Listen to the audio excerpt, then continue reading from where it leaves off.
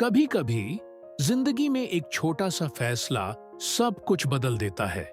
उस दिन अगर उसने 5 मिनट रुककर उस बूढ़े आदमी की मदद ना की होती तो शायद आज वो करोड़पति होता, पर इंसान नहीं।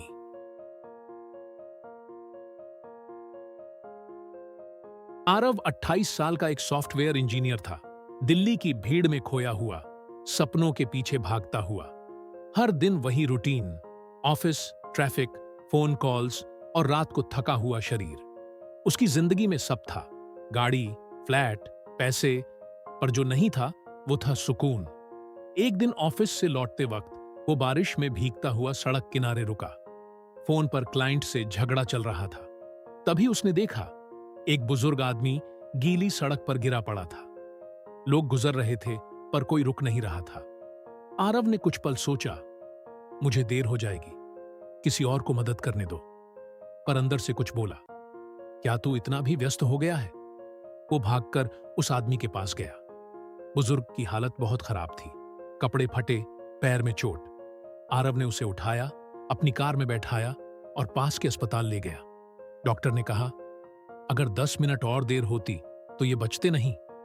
आरव चुप था। पहली बार उसे किसी की जिंदगी अपने हाथों में महसूस हुई थी। बुजुर्ग धीरे धीरे ठीक हुए। वो बोले, बेटा, आज तूने मेरी जान बचाई है, मैं तेरा एहसान नहीं चुका सकता। आरव ने मुस्कुराते हुए कहा, कोई बात नहीं बाबा, इंसानियत निभाई है। बाबा बोले, कभी मेरे घर आना, गांव में रहता हूं, दूर नहीं है। आरव ने हंसकर कहा, जरूर आऊंगा। और फिर वो अपनी जिंदगी में लौट गया। कुछ महीने बीते, कंपनी में लेऑफ्स शुरू हो गए।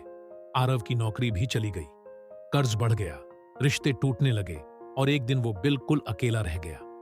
वो घर छोड़कर निकल पड़ा, बिना मंजिल, बिना दिशा, बस चल रहा था। अचानक एक बोर्ड दिखा, रामपुर गांव, 5 किलोमीटर। उसे याद आया, वही गांव जहां वो बुजुर्ग रहते थे। वो वहां पहुंचा। एक पुराना सा घर, बाहर नीम का पेड़ और मिट्टी की खुशबू। वहीं बैठी थी एक बुजुर्ग औरत। उसने कहा, तुम आरव हो ना? आओ बेटा, बाबूजी तुम्हारा इंतजार कर रहे थे। आरव अंदर गया। दीवारों पर पुराने फोटो और बीच में एक बिस्तर पर वही बाबा लेटे हुए थे। उनकी आंखें कमजोर थीं, पर मुस्कान वही थी। आ गया तू? उन्होंने कहा, मैं रोज सोचता था तू जरूर आएगा। बाबा बोले, बेटा, मैं जानता हूं तू परेशानी में है, मेरे पास बहुत कुछ नहीं है, पर एक बात याद रख, जिस दिन तू खुद को खो देगा वो दिन तेरी जीत का नहीं, हार का होगा। फिर उन्होंने अलमारी से एक छोटा सा कागज निकाला। एक पुराना प्रॉपर्टी पेपर था। ये जमीन अब तेरी है, मैं इसे किसी अपने को देना चाहता था। आरव हैरान रह गया। बाबा, ये मैं कैसे ले सकता हूं? बाबा मुस्कुराए, जिसने मेरी जान बचाई वो अपना नहीं तो कौन है? कुछ हफ्तों बाद बाबा का देहांत हो गया। आरव वहीं बैठा रहा, उनकी यादों के बीच। वो जमीन बेचने की नहीं, स्कूल बनाने की सोच रहा था। उसने वहां एक छोटा सा ग्राम टेक सेंटर खोला, जहां गांव के बच्चों को कंप्यूटर और इंटरनेट सिखाया जाने लगा। धीरे धीरे उसका नाम फैल गया। कई एनजीओ ने फंड किया, मीडिया ने कवरेज दी, और वो इंसान जो कभी नौकरी खो चुका था अब दूसरों को नौकरी देने लगा। एक दिन उसने बाबा की तस्वीर के सामने दीपक जलाया और कहा, बाबा, आपने कहा था इंसानियत में निवेश करो, जिंदगी खुद ब्याज देगी। सच कहा था आपने। बाहर बच्चों की हंसी गूंज रही थी। वो मुस्कुराया।